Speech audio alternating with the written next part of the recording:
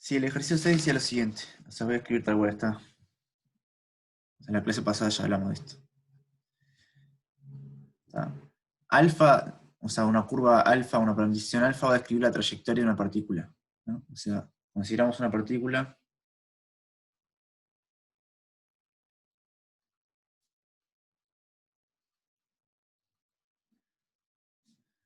¿está? Que sigue la trayectoria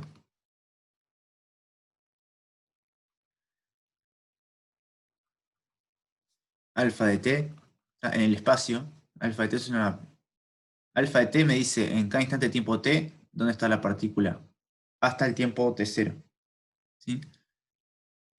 Hasta el tiempo t0. ¿Está? Luego sale disparada.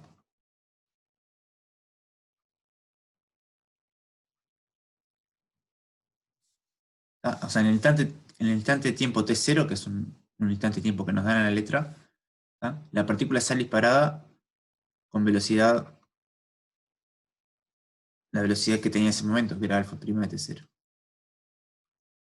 Es decir, la partícula venía con la trayectoria alfa de t hasta que en algún momento, entre comillas, la suelto y la partícula sigue de largo con la velocidad que tenía. Sigue en una línea recta. En el ejercicio me van a preguntar qué es lo que pasa después de t0, o sea, en un tiempo t1 mayor a t0, ¿dónde está la partícula? Es decir, tenemos que calcular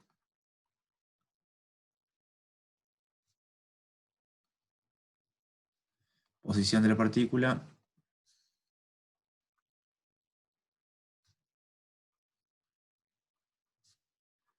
en el tiempo o para el tiempo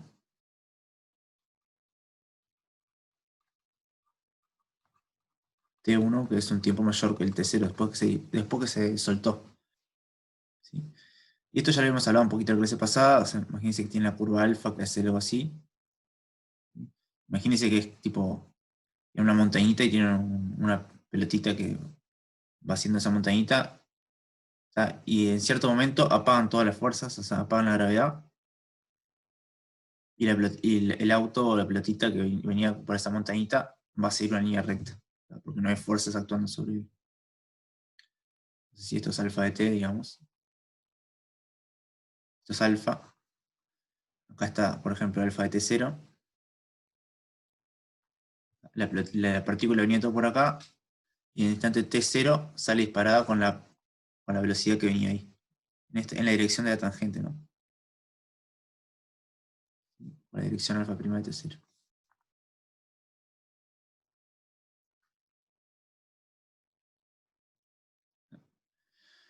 Y en algún momento nos piden, o sea, después de esto, después que se suelta, necesitamos saber en dónde va a estar la partícula cuando pasa un tiempo t1. O sea, después que se pasó, o sea, imagínense que acá está el tiempo cero, yo qué sé.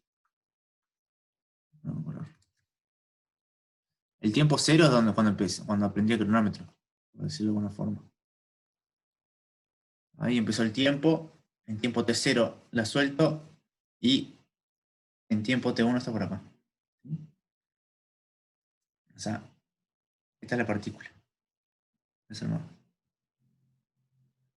Me acuerdo ahí. Partícula. Queremos saber cuál es esa posición. Recuerden que la clase pasada habíamos visto una ecuación para esta recta, o sea, dimos una ecuación explícita, o sea, la ecuación no, la parametrización explícita de esta recta tangente, y le dimos de tal forma que esa recta tenía justamente la velocidad constante igual a alfa prima de t0 y pasaba por alfa de t0. Es decir, necesitamos considerar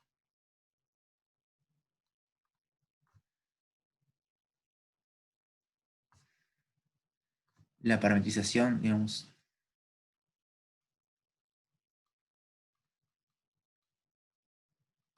de una recta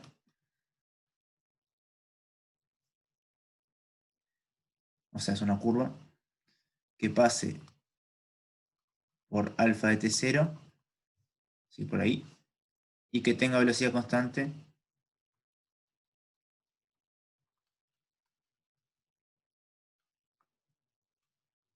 igual a alfa prima de T0.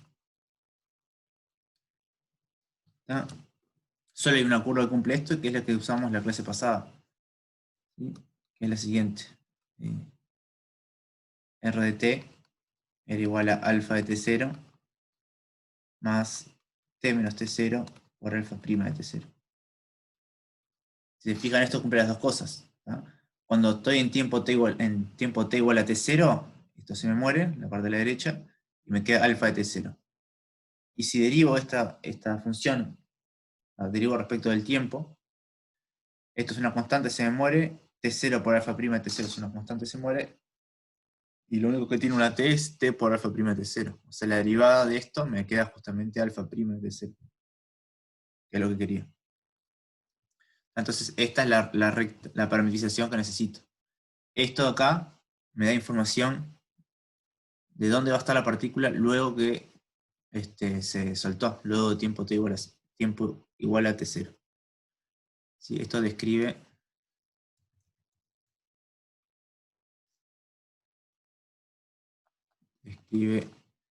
la posición de la partícula para t mayor que T0. ¿Sí? Y bueno, esto básicamente lo que hay que hacer en el ejercicio entonces es rellenar los datos que no están escritos acá específicamente. Por ejemplo, en el ejercicio, en la parte A, en el ejercicio la curva es esta, alfa de t, es a la t en la primera entrada, y a la menos t en la segunda entrada, y coseno de t en la tercera. Y nos interesa, o sea, soltamos a la partícula de esta curva en t0 igual a 1, y queremos saber dónde está la partícula cuando estamos en el tiempo t1 igual a 2. O sea, al segundo se suelta la partícula y a los 2 segundos quiero saber dónde está la partícula. Entonces básicamente hay que ver quiénes son estos datos. ¿Sí? Alfa de T0 es igual a, ahí tienen que rellenar donde está la T por 1. O sea, esto es alfa de 1. Esto es igual a E a la menos 1 coseno de 1. Por otro lado, alfa prima de T, es la derivada, tienen que derivar coordenada a coordenada, recuerden. Esto les queda E a la T menos E a la menos T y menos seno de T. Entonces, de nuevo, evaluado en T0, que es igual a 1 en T0, les queda E, acá les queda menos C a la menos 1, y acá les queda menos C a la 1. Y esto es todo lo que necesitan para la ecuación R de T. Entonces, R de T va a ser igual a alfa de T0, que es E a la menos 1 coseno de 1, más T menos T0, que T0 es 1, T menos 1, por alfa prima de T0.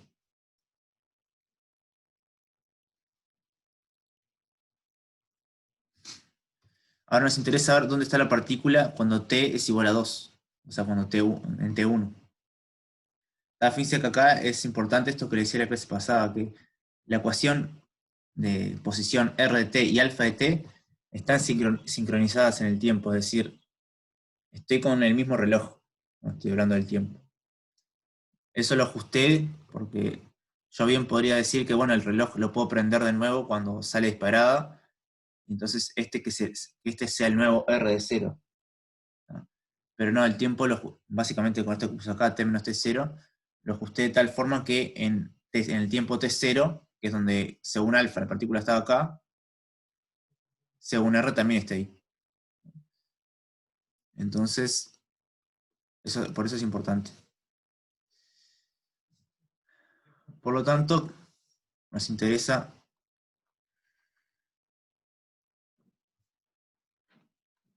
saber la posición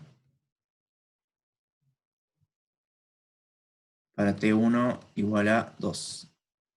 Esto es exactamente r evaluado en t1, que es igual a r de 2. Y r de 2 es simplemente sustituir, ¿no?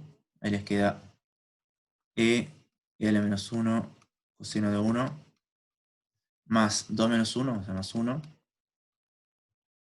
por, bueno, esto. Que juntando las cosas, esto les quedaría 2e, 0, y coseno de 1 menos seno de 1. Es decir, que la partícula en tiempo t igual a 2 va a estar en este lugar, en las coordenadas 2e, 0, coseno de 1 menos seno de 1. ¿Sí? Por eso yo les hacía, o sea, les hacía énfasis en que esta ecuación R de t, que es la que está acá en realidad en rojo, es la que resulta bastante útil. Recuerden que una recta tangente puede tener un montón de parametrizaciones. ¿Sí? Esta es una, pero que además me da cierta información. La información, obviamente, está inspirada en esto, el físico, que la partícula sale disparada con la velocidad que tenía.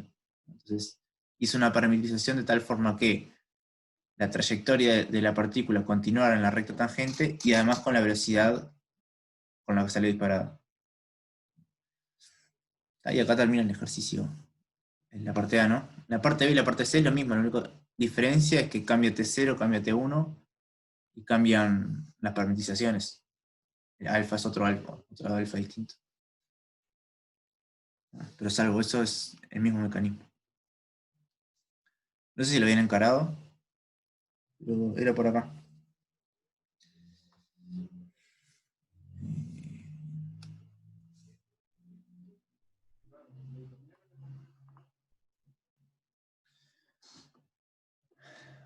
Bien. Me siguen hasta acá, ¿no? Ahora vamos a hablar un poquito de longitud de arco. O sea, la longitud de arco es la longitud de la curva, ¿no? Simplemente pensamos a la curva como una cuerdita. Ah, sí, perdón. Simplemente pensamos a la curva como una cuerdita y queremos ver cuánto mide esa cuerda.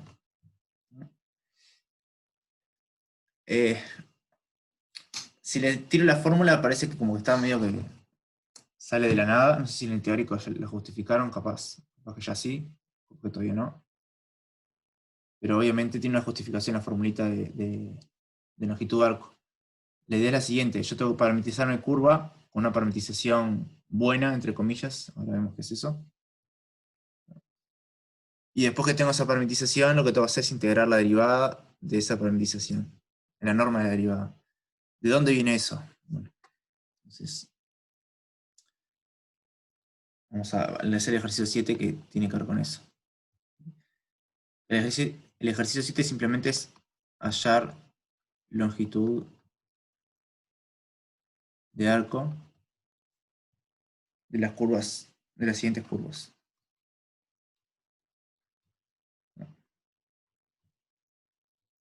¿Cómo se hace esto? Piensen un poquito con cabeza de cálculo 2 ahora, ¿sí? ¿Qué es lo que están intentando hacer? Tienen una curva que va de este intervalo, ¿sí? Alfa a R3.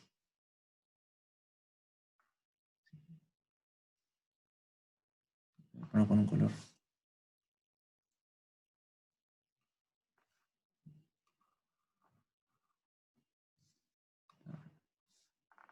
Este punto es alfa de A, este punto es alfa de B.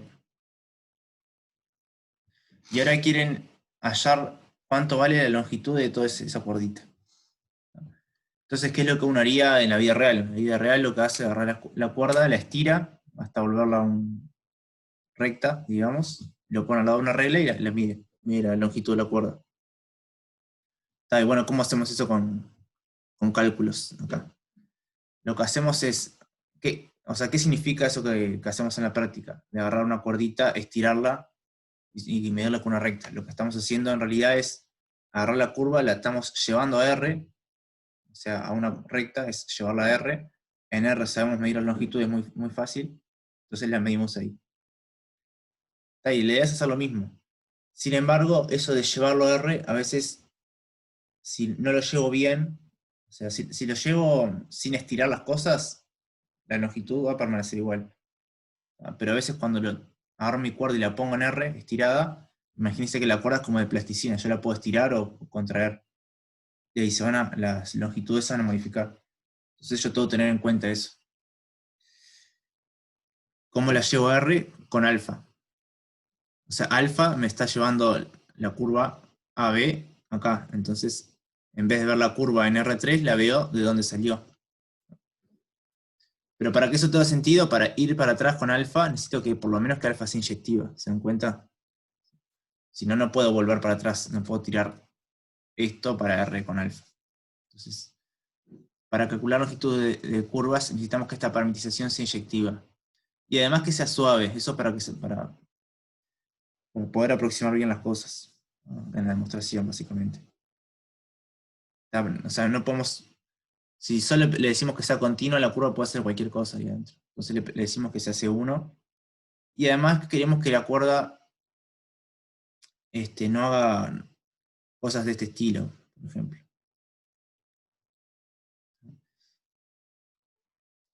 O que no pare en algún momento, por ejemplo, que la curva haga esto, se queda acá mucho tiempo, mucho tiempo. Imagínense una partícula, se quede quieta y después siga. Eso no lo queremos, no, o sea, queremos evitar eso, simplemente queremos agarrar una curva que es como la dibujamos, una curva empieza a hacerse así, se mueve y para. No repetí ningún lugar, nunca me paré. Entonces lo que queremos, o sea, en lenguaje matemático, que es lo que acabo de decir, necesitamos, esta es la curva C, que la parametrización alfa sea inyectiva, ¿tá? Que sea C1, ¿tá? Y que la derivada nunca sea cero.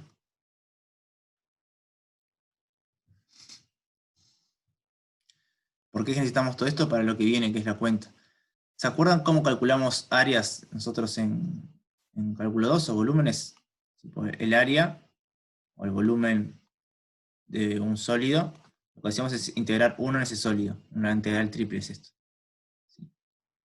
Siempre para calcular volúmenes o áreas, lo que hacemos es integrar uno en ese lugar. Y bueno, para calcular longitudes hacemos lo mismo. ¿Sí? Integramos uno en la curva. El problema es que eso todavía no sabemos hacerlo. ¿Sí? La longitud de la curva C es integrar 1 en C. El problema es que ¿qué significa integrar 1 en una curva? O sea, sabemos integrar en R, en R2 y en R3, pero en una curva, ¿qué significa? Entonces lo que hacemos, en vez de integrar una curva, integramos acá. Y la idea es igual que el teorema de cambio de variable. ¿Se acuerdan? El teorema de cambio de variable tenía, en este caso, un diffeomorfismo, le llamamos G, y en vez de integrar las cosas acá, las integramos acá. Es decir, las traíamos con G para atrás y la integramos ahí. Y ahora es lo mismo. Tiro las cosas para atrás con alfa e integro en R, que es donde se integrar. ¿Sí? O sea, entonces lo que hago es pensar a C como la imagen de alfa. ¿Sí? Esto sería como alfa de intervalo I. Y ahora hago algo así como teorema de cambio de variable. ¿Sí? Esto va a ser lo mismo que integrar en I. 1 compuesto alfa sería, que, o sea, es 1. Es una función constante 1. Y acá lo que tengo que agregar es la corrección que le estoy diciendo de esto de estiramiento, que es como, vendría a jugar el papel de determinante jacobiano en cambio de variable. ¿Sí? Es lo mismo. En este caso sería el valor absoluto, perdón, la norma del jacobiano en este caso, que sería el gradiente. El gradiente no, perdón. El vector velocidad. ¿Qué es esto que está acá?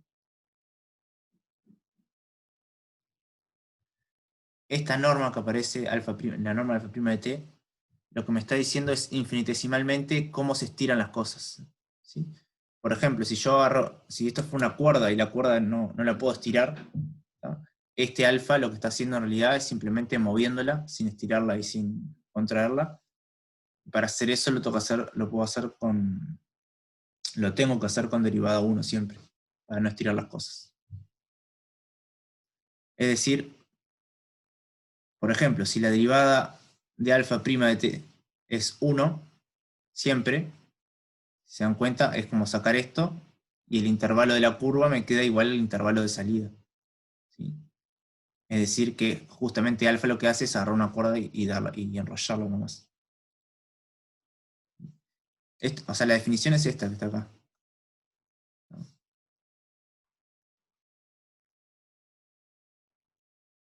Pero lo que le estoy diciendo como observación, si en la norma alfa' de t es igual a 1 para todo t, eso tengo velocidad constante igual a 1 en norma, entonces la longitud de c es igual a la longitud de i, ¿tá? Donde i es el lugar de salida de alfa. ¿Tá?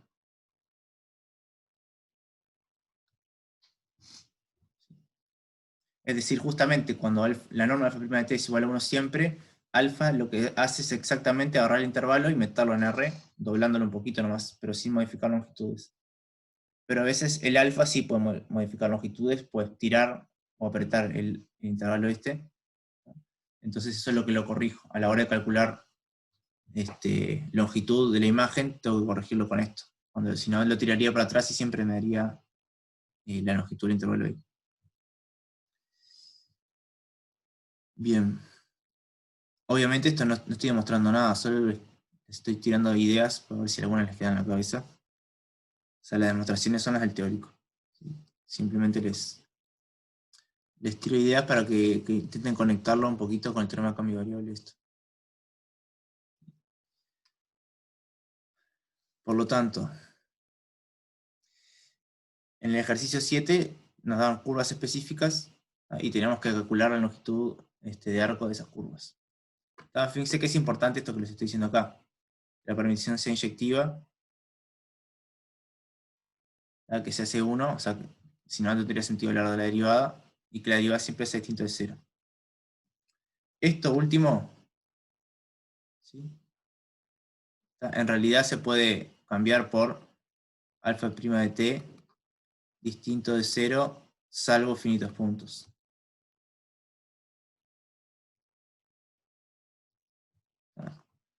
¿Por qué? ¿Por qué pasa esto? Fíjense que al final del día lo que voy a hacer es una integral. Y si hay justo finitos puntos que me molestan, en los cuales alfa' de t es igual a 0, bueno, se lo saco a la hora de integrar, y como yo al sacar un punto del dominio en la integral no se da cuenta, me va a dar lo mismo. Por lo tanto, yo puedo, en finitos puntos, puedo suponer que la derivada sea 0, lo puedo permitir. Que formalmente a veces eso lo decimos como que la función es regular a trozos. Es decir, que de a pedacitos es inyectiva C1 y con la norma de alfa' de t distinta de 0. Es decir, lo que estoy diciendo es que si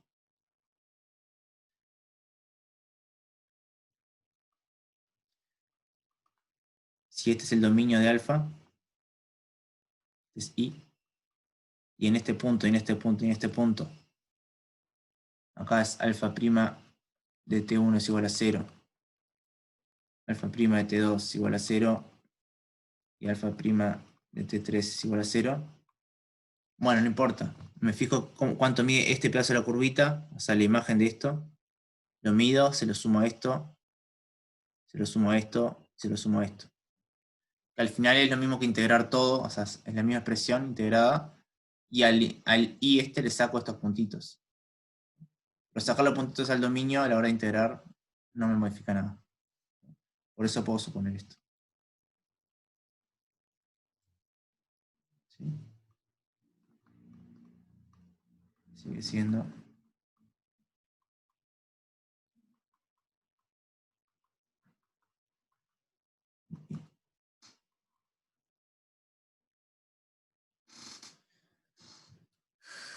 Bien. Entonces vamos a hacer un ejemplo. Vamos a hacer el 7b. En el 7b tengo la siguiente curva. ¿Sí? Alfa de t es igual a coseno a la 3 de t, seno a la 3 de t. Y t va a estar entre 0 y 2pi.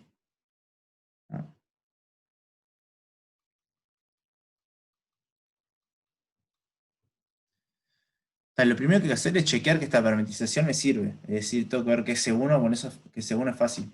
¿sí? Que es súper derivable esto. Que es inyectiva y que la derivada no se anula salvo infinitos puntos. Primero, ¿quién es la derivada de esto? Hacemos la cuenta.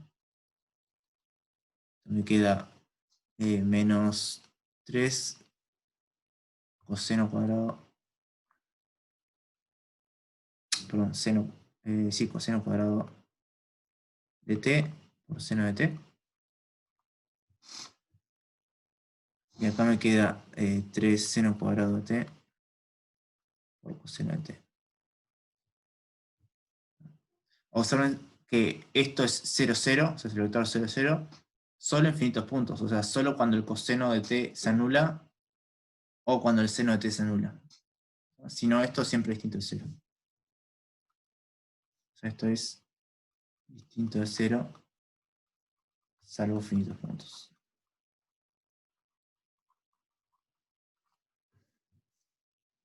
¿Está? Además, es inyectiva. En realidad es inyectiva en 0 si le saco el 2pi, porque es el mismo ángulo.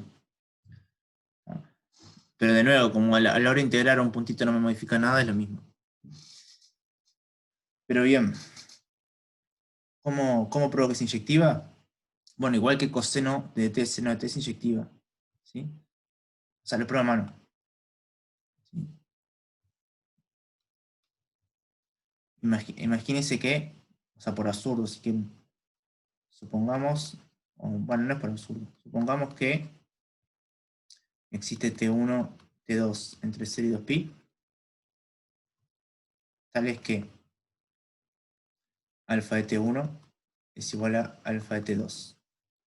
Lo que vamos a demostrar es que necesariamente T1 tiene que ser T2, es decir, no hay dos puntos que vayan al mismo vector. Bueno, observen que esto pasa si solamente si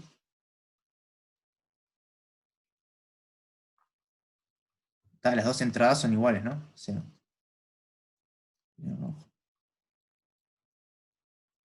coseno a la 3 de T1 es igual a coseno a la 3 de T2, de T1, ¿no? De T2, sí. Y seno a la 3 de T1 es igual a seno a la 3 de T2. Como elevar a la 3 es una biyección, distinto que elevar al cuadrado, puedo hacer raíz cúbica de ambos lados de la igualdad y obtengo algo equivalente. Pasa así solamente si coseno de T1 es igual a coseno de T2, solamente si seno de T1 es igual a seno de T2. Y pueden verificar que estas dos igualdades, o sea, coseno de T1 es igual a coseno de T2, acá, o bien T2 es T1, ¿tá? O T2 es,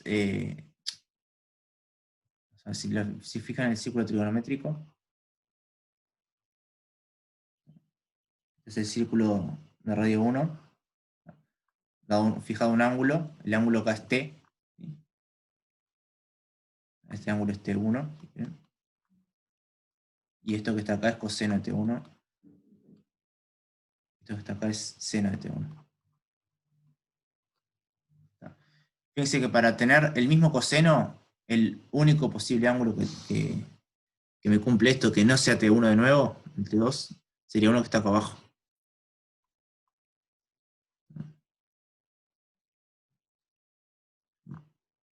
Este es el único otro posible, tal que el coseno me lo mismo. Pero para este que elegí acá, este T2, ¿quieren? Este ángulo T2, que es hacer toda esta vuelta. Esto es T2. Está bien, ahí coseno de T1 es igual a coseno de T2. Pero los senos son distintos. Si se fijan, acá el seno es este y este es el otro seno.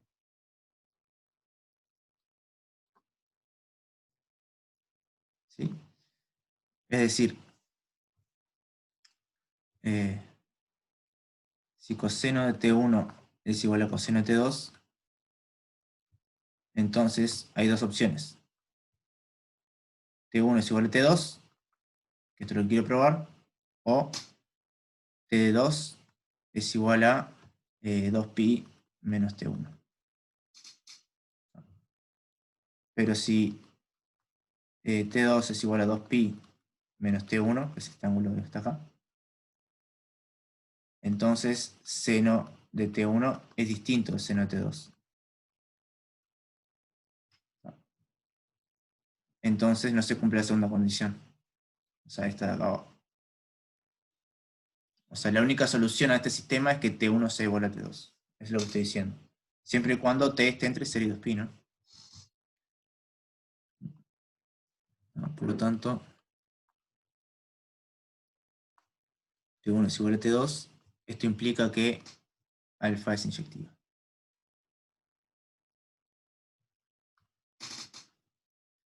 Entonces tenemos que es inyectiva, tenemos que la derivada se anula solo en infinitos puntos. Entonces ya lo único que hay que hacer ahora es la cuenta. Ahora bien, esto lo voy a hacer como un paréntesis así.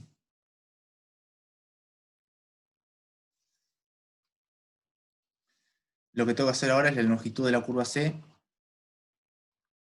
es igual a integral entre 0 y 2pi de la norma de alfa prima de t. Ahora tengo que calcular quién es la norma alfa prima de t.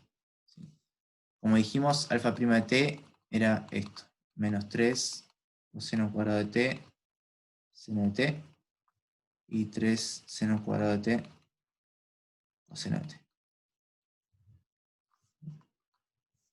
Entonces, la norma de alfa prima de t es la raíz cuadrada de, la raíz cuadrada de la suma de los cuadrados de las entradas. Este al cuadrado más este al cuadrado. Este 3 al cuadrado ya lo saco factor común porque me sale de los dos lados un 9.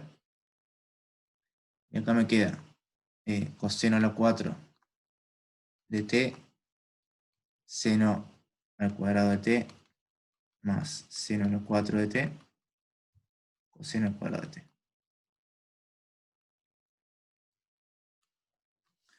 Y acá lo que voy a hacer es empezar a jugar con la identidad trigonométrica coseno cuadrado, seno cuadrado, más seno cuadrado igual a 1. Hacerlo aparecer forzosamente acá, sacando factores comunes. Bueno, primero el raíz de 9 este lo puedo sacar para afuera como un 3. Bajo.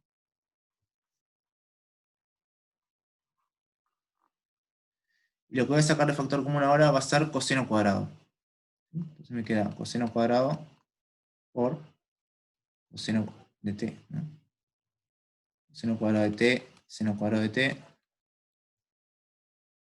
Y acá me queda más seno cuadrado, más seno a la 4 de t. Y ahora lo que voy a hacer de nuevo es sacar acá dentro de este paréntesis de adentro, saco el factor común seno cuadrado de t. Y me queda lo siguiente. Coseno cuadrado de t por, sacando factor común acá, seno cuadrado de t, lo que me queda es coseno cuadrado, y acá me queda más seno cuadrado.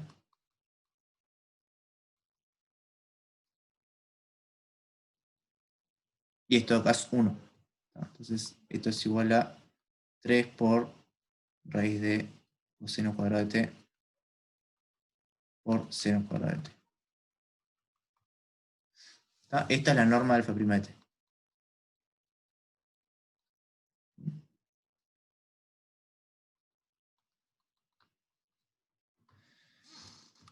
Entonces ahora lo que quiero hacer es integrar esta expresión entre 0 y 2pi. ¿Sí? Si se fijan, esto lo puedo escribir también así. Me puedo sacar la raíz cuadrada y los cuadrados de arriba siempre y cuando ponga un valor absoluto. Tengan cuidado con eso. Entonces igual a 3 por valor absoluto de coseno de t, valor absoluto de seno de t. O si quieren, en 2 pasos, o en 3 pasos, esto es lo mismo que esto. Vamos a hacer así, para que quede más prolijo. Todo esto al cuadrado, igual a la raíz cuadrada. Y elevar al cuadrado de esa raíz cuadrada es como poner un valor absoluto. Si me quedo con la parte positiva, obviamente. Entonces esto me queda 3 por valor absoluto de coseno de t. Coseno de t. ¿No? Que el producto de los valores absolutos es el valor absoluto del producto. O sea, esto me queda 3 por valor absoluto de coseno de t por valor absoluto de seno de t. Esto es la norma de alfa' de t. Y ahora quiero integrar eso entre 0 y 2pi. Entonces, la integral de esto es igual a la integral esta. El 3 lo dejo afuera.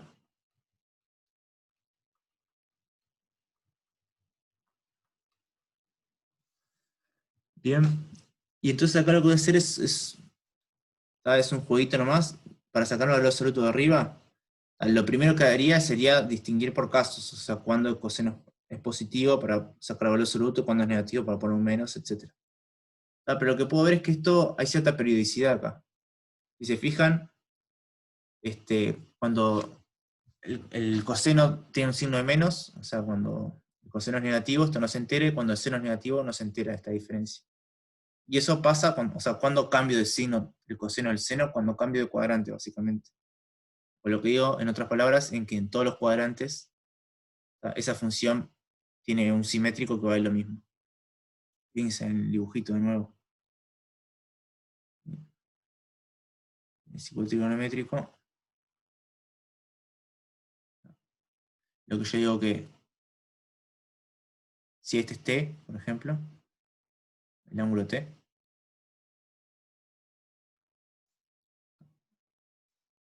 fíjense que acá, el que está acá, lo pongo con otro color. Este de acá, o este de acá, o este de acá, todos esos ángulos, su coseno por seno, en valor absoluto valen todo lo mismo. ¿Sí? Así que acá, me salió retorcido esto.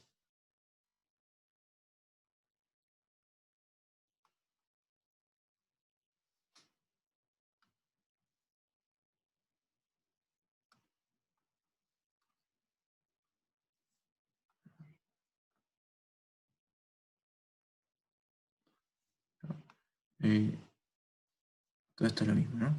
Se hace en un cuadradito ahí, digamos.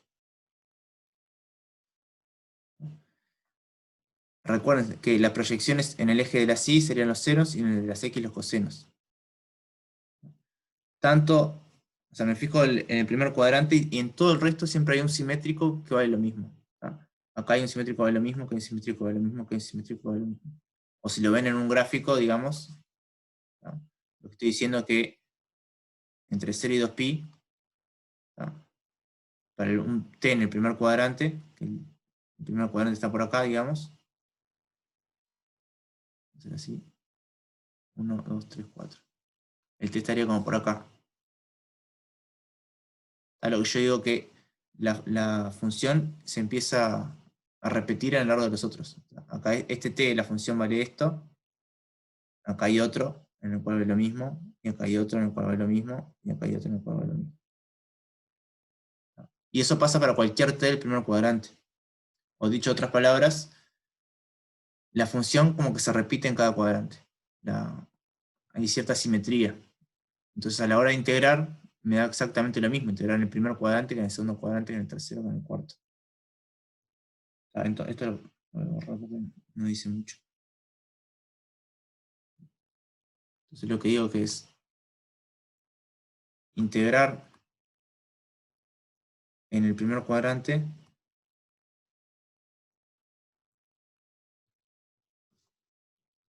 da lo mismo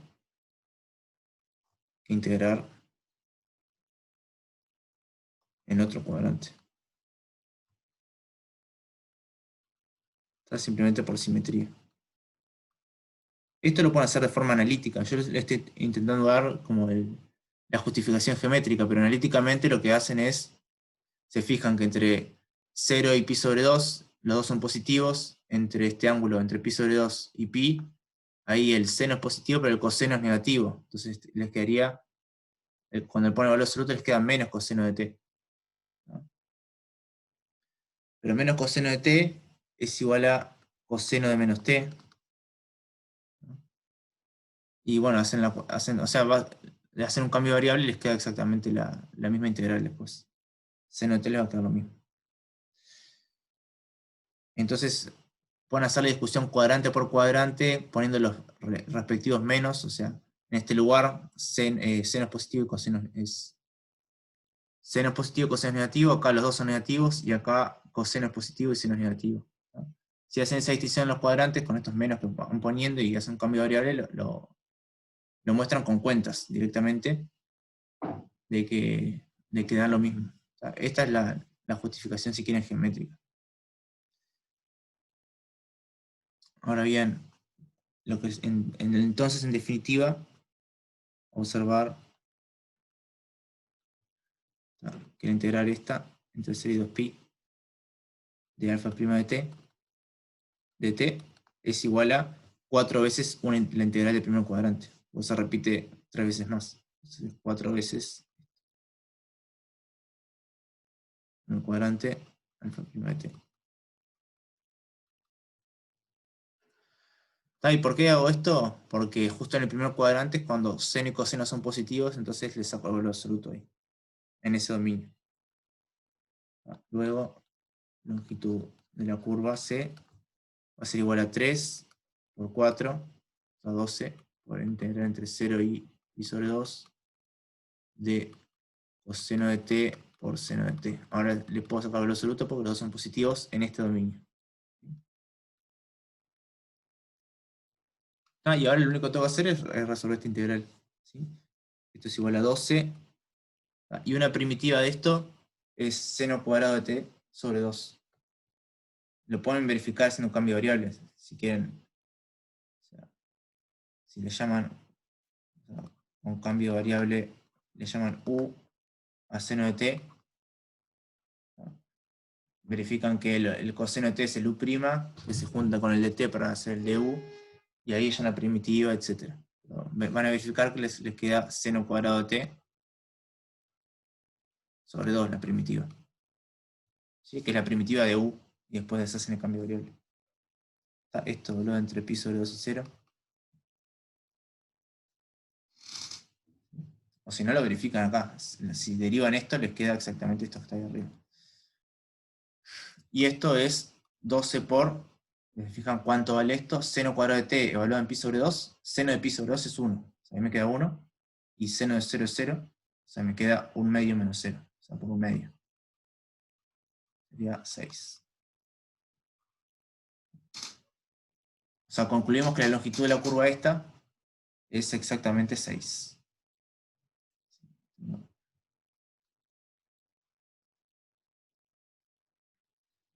Bien, ¿me están siguiendo hasta acá? ¿Alguna duda les tiene que haber surgido?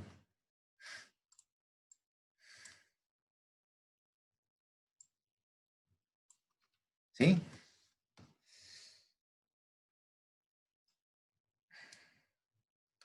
Bueno, por favor me avisa. Y acá termina la parte, el ejercicio B, el 7B. La longitud de la curva es 6. En el resto de los ejercicios, la modalidad es simplemente lo mismo, ¿no? Tienen que verificar que las parametrizaciones cumplen lo que tienen que cumplir, y después es integrar nomás. A veces la complicación justo está en cómo resolver la integral, que eso es cálculo 1. No hay mucho misterio en el ejercicio 7. Bien, el ejercicio 8 quería comentarles ahora un poquito.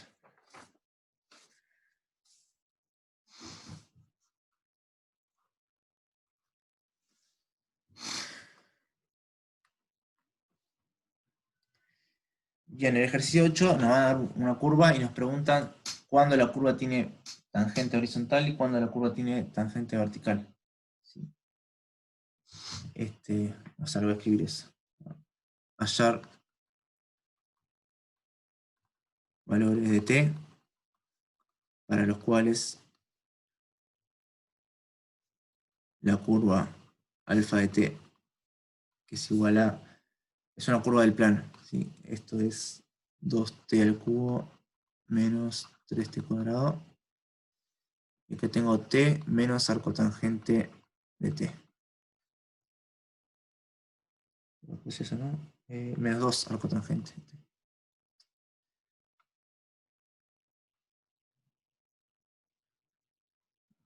Así.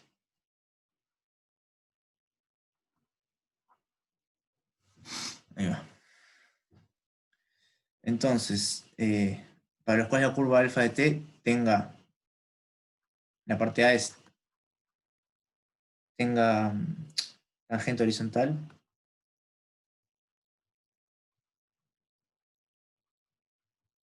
¿tá? Y la parte B para los cuales tenga tangente vertical. ¿Tá? Recuerden que nosotros tenemos una ecuación para la recta tangente en un punto T, ¿sí? O sea, dado T 0, ¿no? Una paralelización que la que estuvimos trabajando todo este tiempo es esta.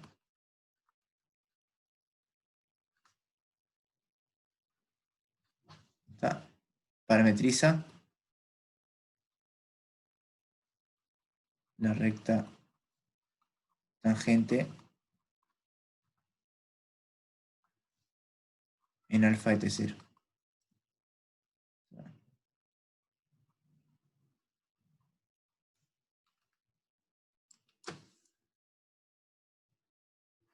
Bien. ¿Se les ocurre cómo hacer para hacer cualquiera de los dos? Tanto el A como el B. O sea, uno es casi análogo al otro. ¿Qué significa que la tangente sea horizontal? Tendría que hallar primero la recta t, después supongo que la derivada, y ahí te fijas cuando la derivada se hace cero, ¿no?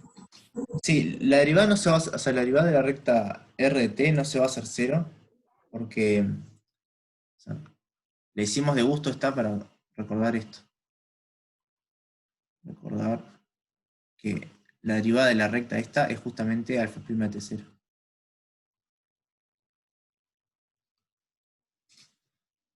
¿No? Lo que queremos que sea cero, o sea, vamos a hacer un dibujito.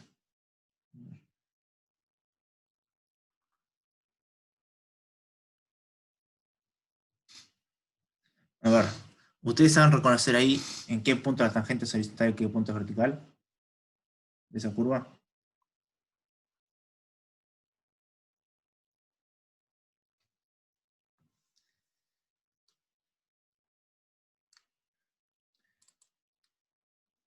Ahí va.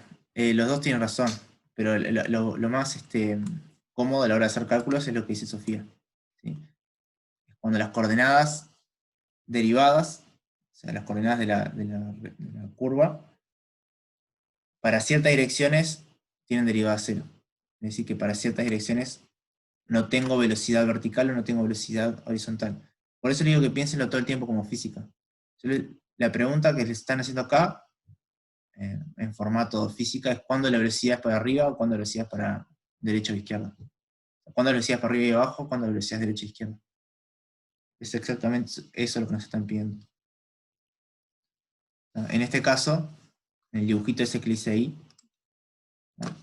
la velocidad va a ser horizontal en este punto, y en este punto. En rojos, esos puntos tiene tangente horizontal. Y cuando tiene tangente vertical, cuando la velocidad es para arriba o para abajo. Por ejemplo, en ese punto y en ese punto, ¿sí? Tiene tangente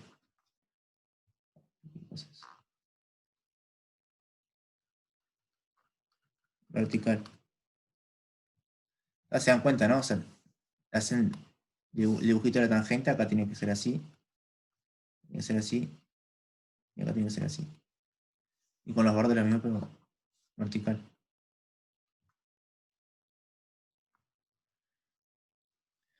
Y ahora imagínense que la curva la estoy recorriendo de izquierda a derecha, ¿no? Para pensar en las velocidades de la curva alfa. Entonces, como decía Sofía, lo que puedo hacer es ver cuándo las velocidades tienen alguna de las coordenadas cero. Entonces, acá sería como alfa prima de T1, este sería como el alfa prima de T2 si quieren. Este sería como el, acá, alfa prima de T4. Y bueno, el resto son estos que están acá.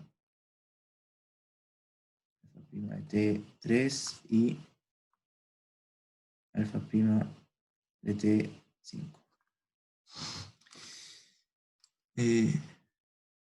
No. De hecho, ese es un problema que hay que tratar con cuidado. Justamente necesitamos que no se anulen a la vez. Necesitamos que haya una velocidad para un lugar. Si se anulan los dos al mismo tiempo, lo que estamos viendo es algo que, entre comillas, queda quieto. ¿Se dan cuenta? Es algo que tiene velocidad cero. O sea, el vector velocidad cero es algo que por un instante de tiempo está quieto. Y cuando permitimos hacer una curva, la curva puede hacer cosas raras. De hecho, puede no tener recta tangente en ese punto. Por ejemplo, si le permito a la curva tener velocidad cero, puedo hacer un dibujo así con una curva. Vengo acá, me empiezo a enlentecer, y ahí me quedo quieto, y ahora hago así. Ese dibujito que hice ahí, aunque no parezca, la parametrización que les estoy diciendo en voz alta, o sea, no lo estoy diciendo formal obviamente, esa parametrización es derivable, C1, es regular, es inyectiva incluso, ¿no? Pero la derivada en un lugar, en algún momento se hace cero. O sea, no es regular, perdón. En algún momento la derivada se hace cero, que es en este punto. Y si le permito a la derivada hacer cero, o sea, el vector cero, puedo tener lugares donde no haya tangente, por ejemplo este.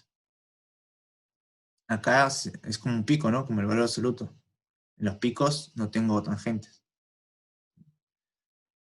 Entonces lo que hay que hacer es buscar cuando las velocidades tienen dirección horizontal o vertical, que eso implica que tengan dirección. O sea, porque si es cero el vector no tiene dirección. Más aún, fíjate que en la ecuación de la recta tangente, que es esta de R de t, si le permitimos alfa prima de t0 ser 0, el vector 0, se me muere toda esta parte de la derecha y me queda rt igual constante alfa de t0. O sea, rt deja de ser una recta directamente si esto es 0. Vendría a ser un punto. Entonces, a ver, esperen un segundito. Ya vengo.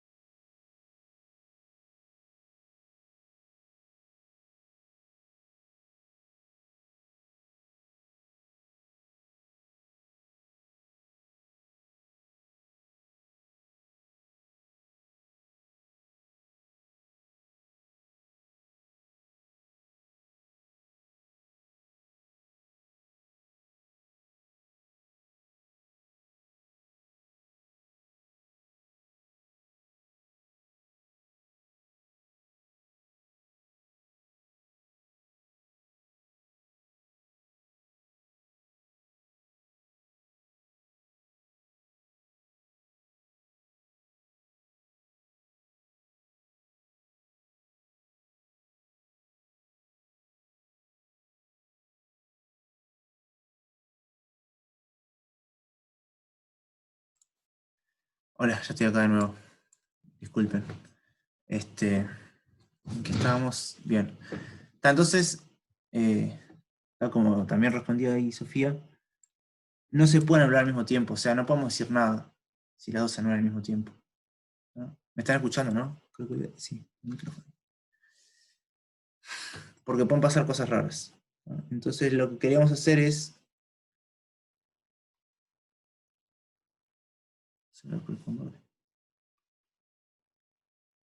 Buscamos los puntos de la curva para los cuales, ¿sí?, los vectores velocidad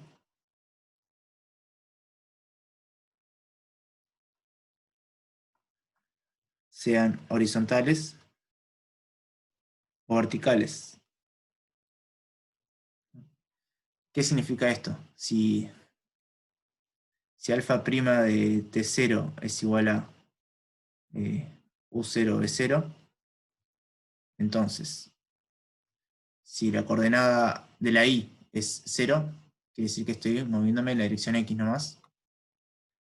Entonces, si B0 es igual a 0, estoy en algo horizontal, ¿no? Si el alfa prima de T0 es horizontal. Y si la primera coordenada es 0, estoy con algo vertical. Es decir, si el segundo vector, la segunda entrada es 0, tengo algo de esta forma. Y esto es algo así nomás. Perdón, al revés. Así. Es algo horizontal. Y si tengo algo al revés, estoy en algo vertical. Dicho esto, lo único que tenemos que hacer ahora entonces es buscar cuándo las velocidades de la curva, o sea, hallo alfa prima de t, veo quiénes son las entradas de alfa prima de t, igual a las entradas a 0. Y veo cuándo una es 0 y la otra no. Y voy a buscar esos test. ¿Sí? ¿Me siguen hasta acá? ¿Se dan cuenta? O sea, si me creyeron el dibujo, ¿se dan cuenta porque es importante que las dos no se anulen al mismo tiempo? ¿Ah? Si las dos se anulan al mismo tiempo, no, o sea, con esta parametrización no puedo hablar de recto tangente. O sea, no tengo, la formulita ya deja de servir.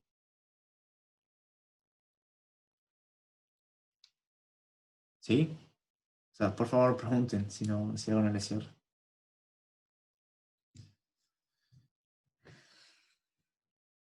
Están ahí, ¿no? Cuando yo me fui, por las dudas. No estoy hablando solo. Seguimos acá, profe. Se entendió todo. Está bien. Bien. Entonces, ¿quién es alfa prima de t?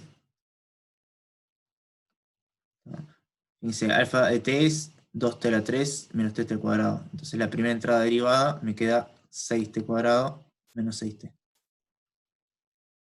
Y la segunda entrada me queda, la derivada de la segunda entrada es 1 menos, y acá tengo la derivada de arco tangente, es 1 sobre 1 más t cuadrado. Se me queda esto.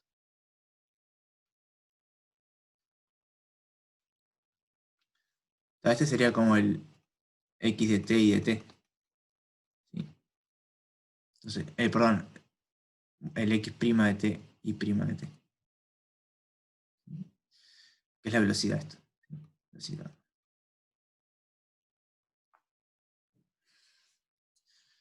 Entonces ahora lo que hacemos es igualar las entradas a 0. Primero, ¿cuándo se anula la primera? 6t cuadrado menos 6t igual a 0. Esto pasa así solamente si. Saco el factor común. Esto pasa, es lo mismo que esto.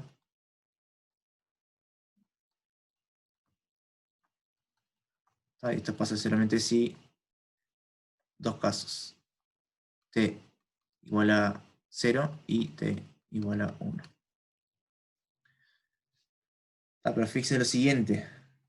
Cuando t es igual a 0, la segunda entrada les va a quedar 1 menos 2 sobre 1. O sea, 1 menos 2. Eso es menos 1, que es distinto de 0. Entonces, este sirve.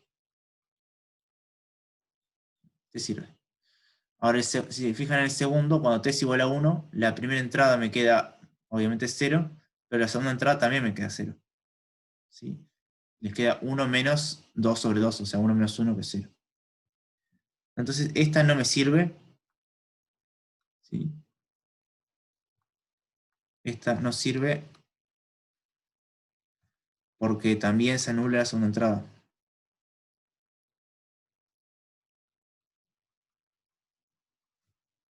La anula y prima. Entonces solo me puedo quedar con esta de acá. Conclusión, recuerden, cuando la primera entrada se anulaba era este caso, ¿no? La única vertical que puedo afirmar es cuando t es igual a 0. Después, la segunda entrada, ¿cuándo se anula? 1 menos 2 sobre 1 más t cuadrado es igual a 0, si solamente sí. 2 sobre 1 más t cuadrado es igual a 1, sí y solamente sí. 1 más t cuadrado es igual a 2, si solamente si t cuadrado es igual a 1. Y esto pasa solo para dos valores de t. No sé, así. Si t es igual a 1 o si t es igual a menos 1. Pero acá pasa lo mismo, cuando t es 1, justamente lo que habíamos visto, se anulan los dos. Entonces este tampoco sirve.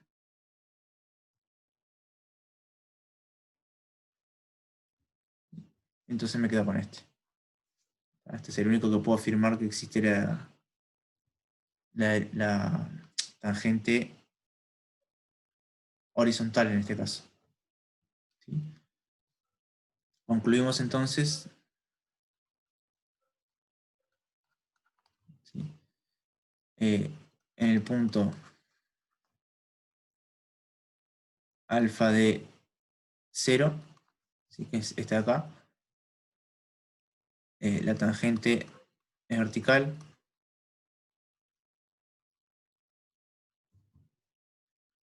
Y en el punto alfa de menos 1, la tangente es horizontal.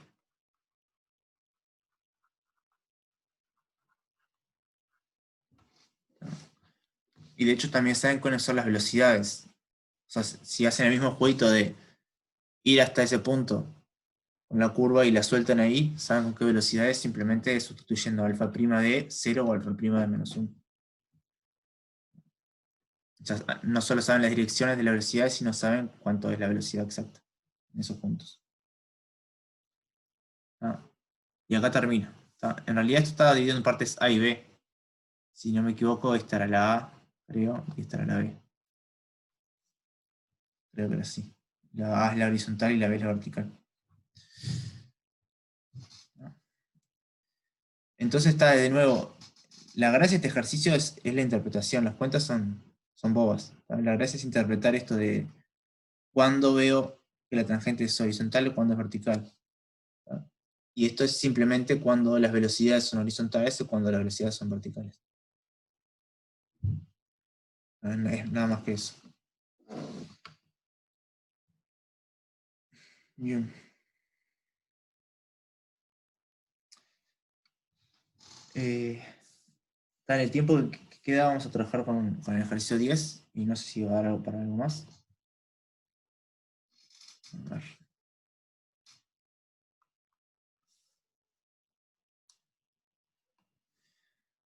El ejercicio 10, que es el último, ¿tá?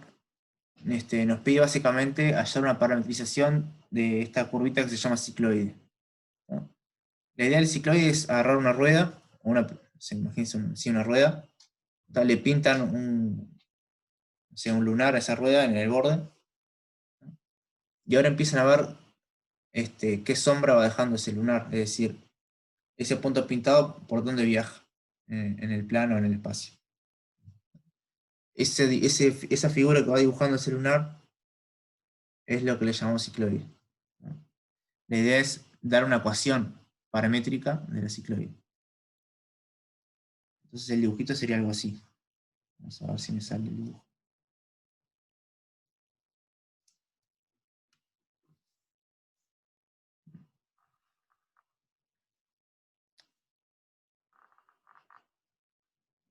Esto de ahí es el piso. Voy a poner una rueda. Primero la rueda la ponen acá si quieren.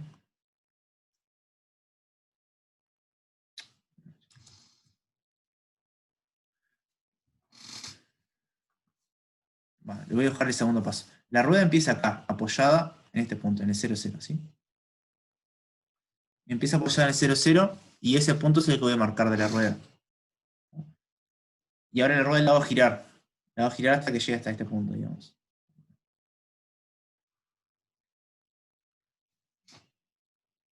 ¿Sí? Y el puntito que había marcado, que a priori estaba abajo, o sea, cuando la marqué estaba abajo, ahora subió obviamente y está por acá. O más alto, no sé. O más bajo, por acá, por ejemplo. No sé, así. Voy a poner más cerquita para que quede ahí abajo, como en el dibujo del práctico.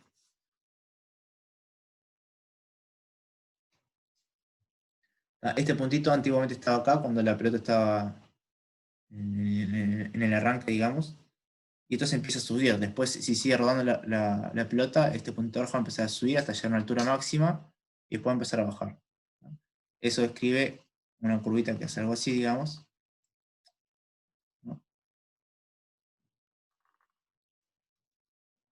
Esa curvita es la que se llama cicloide. Entonces, cicloide.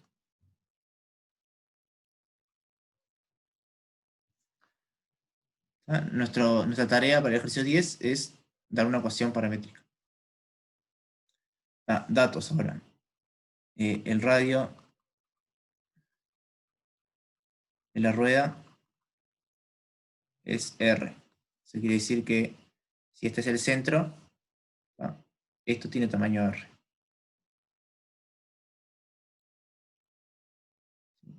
Digamos.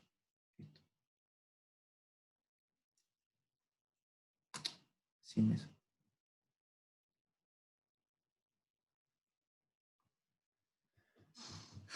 Bien. Después, en función de qué la quiero parametrizar. O sea, en función del tiempo, o sea, como alfa de t, donde t es tiempo. Bueno, eso podría ser. Vamos a suponer que el tiempo está sincronizado con el ángulo, o visto desde un punto de vista más físico, como que la velocidad angular del giro de esta pelota es 1, de esta rueda. Es decir, vamos a describir la posición del puntito rojo en función del ángulo que se forma entre el puntito rojo y la vertical. Todo esto está en la sugerencia del ejercicio, no lo estoy inventando. Supóngase que esta es la vertical.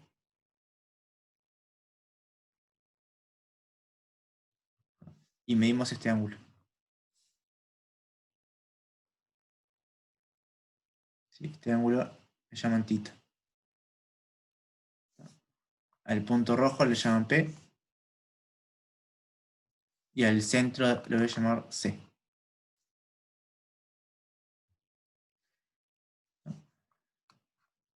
Obviamente estos puntos tienen coordenadas, ¿no? Acá está PX, acá está PI,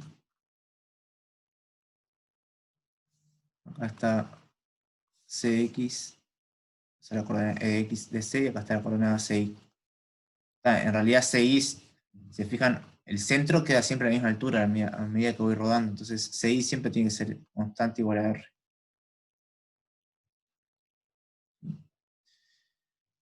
Entonces, como les decía, ¿quién va a ser el parámetro en esta curvita? El ángulo. Voy a parametrizar la posición de P en función de θ. Fíjense, cuando θ es 0 es cuando arranqué, cuando P estaba abajo. Y cuando θ es 2π es cuando di toda la vuelta entera, que es cuando volví acá. Es decir, este sería el θ igual a 0, este punto, y este punto sería el θ igual a 2π. Sí, es decir, alfa va de 0 a 2π en R2, donde alfa de θ es la posición de P. ¿Sí? Sería Px de θ, Pi de θ. La posición en X, la coordenada X de la posición P y la coordenada Y de la posición P.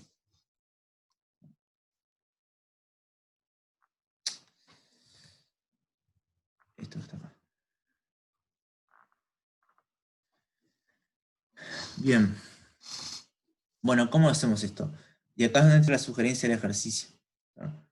La sugerencia del ejercicio es, de alguna forma, relacionar, hay que saber leer la sugerencia también, pero de alguna forma relacionar el desplazamiento del centro, el punto C, relacionarlo con el punto P.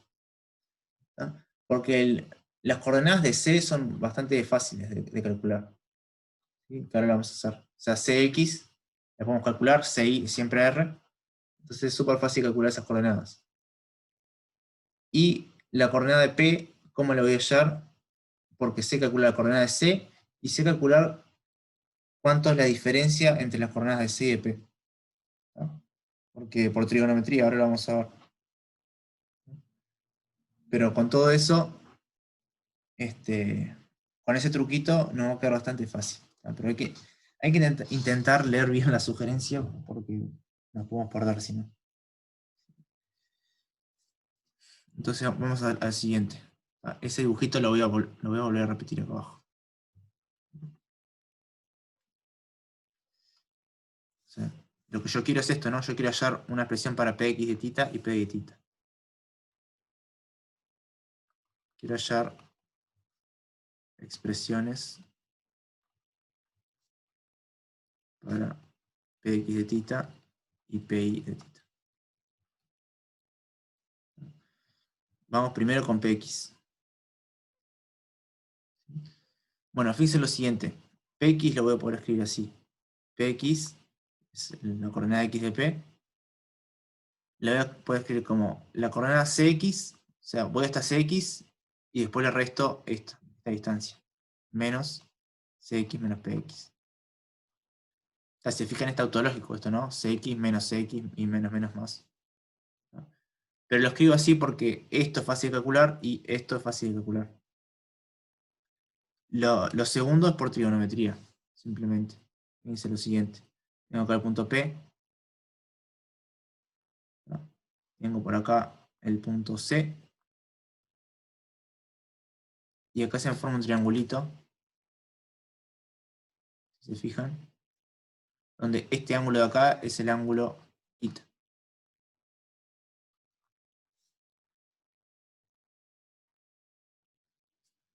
El radio obviamente es R.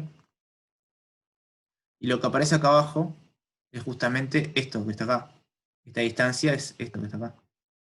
Es cx menos px. Es justamente lo que quería hallar. Es cx menos px. Entonces, si tengo R y tengo θ, ¿ah? O sea, con el seno voy a recuperar el cx menos px. Si quieren seno de θ, ¿ah? Esto es igual a cx menos px sobre R. ¿Ah? Y despejando me queda R seno de θ. Ahora cx menos px. ¿Sí? Cateto opuesto sobre hipotenusa. Por lo tanto, ya tengo una expresión para cx menos px. Está acá.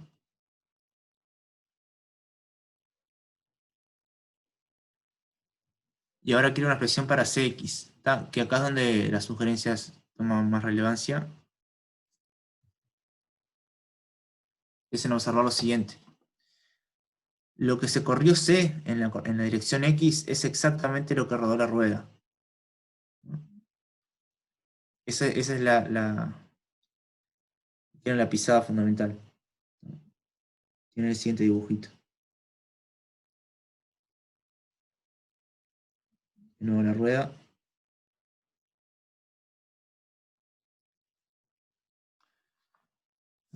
Acá está el punto C. Acá está CX. Y lo que yo digo es lo siguiente. Esta traslación, o sea, C al principio, el CX al principio estaba acá en el 0, cuando empezó la pelota en el 0, estaba acá. Entonces, esto que estoy pintando de rojo, intento que me quede derecho. Ese es el recorrido que hizo el recorrido horizontal que hizo el centro. ¿No sería un dr de θ? ¿En dónde decís vos? Exacto, es el arco. Sí, sí, sí, exactamente. Es lo que vamos a hacer. Estoy dando la justificación gráfica nomás, pero es eso. ¿No? Entonces, lo que se corrió, el centro, es exactamente esta distancia. Pero a su vez, esta distancia justamente es la distancia que se rodó. Es exactamente la distancia que rodó el punto P. El punto P está por acá. Punto P. que estoy diciendo yo, en otras palabras, es que todo esto que fue lo que se rodó tiene que ser exactamente igual a la traslación del centro CX. Esto porque no hay rozamiento, obviamente, ¿no? Si no, no sería válido. Como no hay rozamiento. De hecho, de esta forma es como, no sé si alguna vez vieron en la calle a alguien midiendo distancias, o que se llaman como un palito con una rueda que va girando para medir distancias. Bueno, la idea es la misma, ¿no? O sea, para medir una distancia agarro una ruedita y la empiezo a girar y después cuento la cantidad de vueltas que di y tengo la distancia recorrida. Bueno, es la misma lógica, ¿no? Lo que rodó acá es exactamente lo que se trasladó al centro. Por lo tanto, Cx, lo pinté en rojo, Cx tiene que ser igual a la longitud del arco rojo.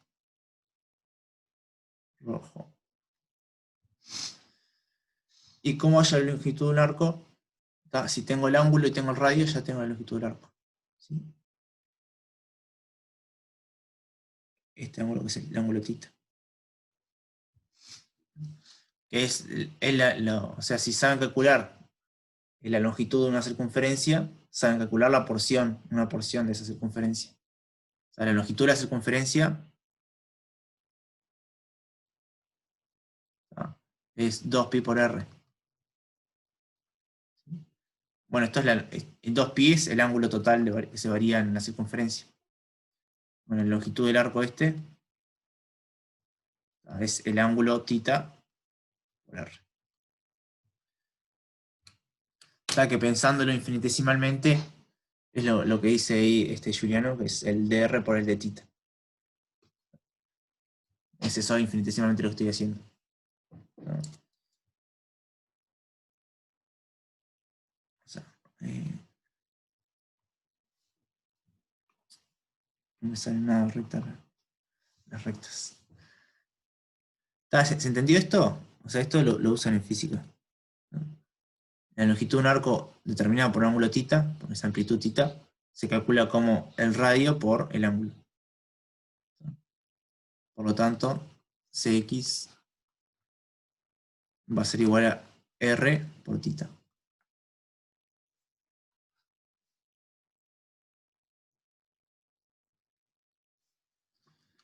¿Y qué concluimos con esto? Entonces, acá abajo.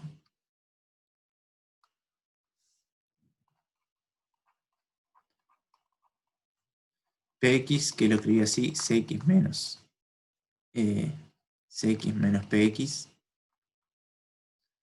¿Ah? Esto va a ser igual a Cx, que era R θ, menos R, ¿cómo era? R seno de θ.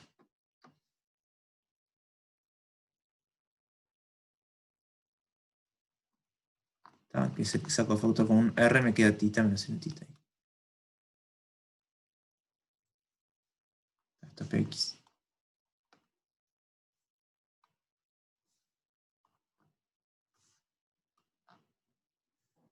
Entonces ya tengo la mitad del trabajo hecho. O sea, de la parametrización alfa, la primera entrada ya tengo parametrizada según el ángulo. ¿Sí? Dado un ángulo, la proyección en el eje de las X de la posición me queda R por θ menos seno de θ. Y ahora el otro es un poco más fácil, ¿sí? Porque la estrategia es la misma, pero una de las dos, una de estas dos cuentas que hice la tengo regalada. ¿Se fijan? Para hallar PI, voy a hacer lo mismo, CI menos PI. De nuevo, CI menos PI, se hace en el mismo triangulito de nuevo. Era acá, ¿se acuerdan? Triángulo θ, hasta C, hasta P. Ahora en vez del cateto opuesto, quiero el cateto adyacente. Esto que está acá. Entonces CI menos PI. Esto es R. R. Entonces 6 menos pi es igual a R por coseno de θ. Ahora les queda con el coseno. Es el mismo argumento. Por otro lado, CI es la altura del centro. La altura del centro siempre es constante igual al radio. Eso ya lo hemos visto antes. En el dibujito, la altura del centro siempre queda quieta, en la altura R. Entonces, esta es la cuenta que no hay que hacer nada, porque ya está. Es igual a R. Tengo esto. Entonces, PI va a ser igual a R menos R coseno de tita. Es igual a R por 1 menos coseno de tita.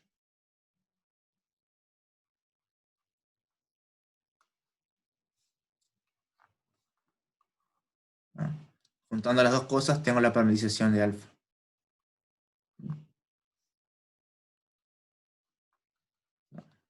Por lo tanto, alfa de tita, que es igual a px de tita, pi de tita,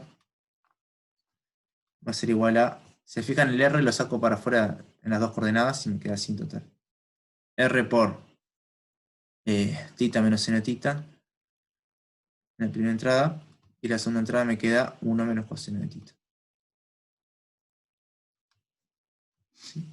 Y esto que está acá es la parametrización del cicloide en función del ángulo.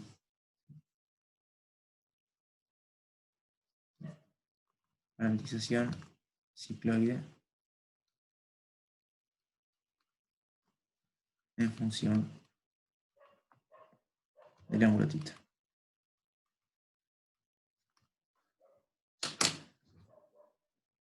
¿Y me siguieron? ¿Se entendió? Acá se fijan la estrategia o la sugerencia iba por este lado. O sea, por un lado, en ver que el desplazamiento del centro, este es X, que hemos hecho acá, es exactamente la longitud del arco de este. Ese era, si quieren, lo clave. Y después también estaba esto de escribir tanto a las coordenadas de X de P como a la coordenada Y de P, escribirlas así como en función de lo que sé, básicamente. Sé hallar las coordenadas del centro y sé hallar la diferencia del centro con el punto P.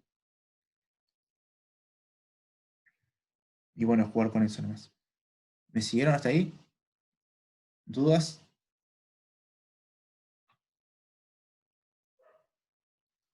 La grabación la voy a cortar ya, pero me voy a quedar más.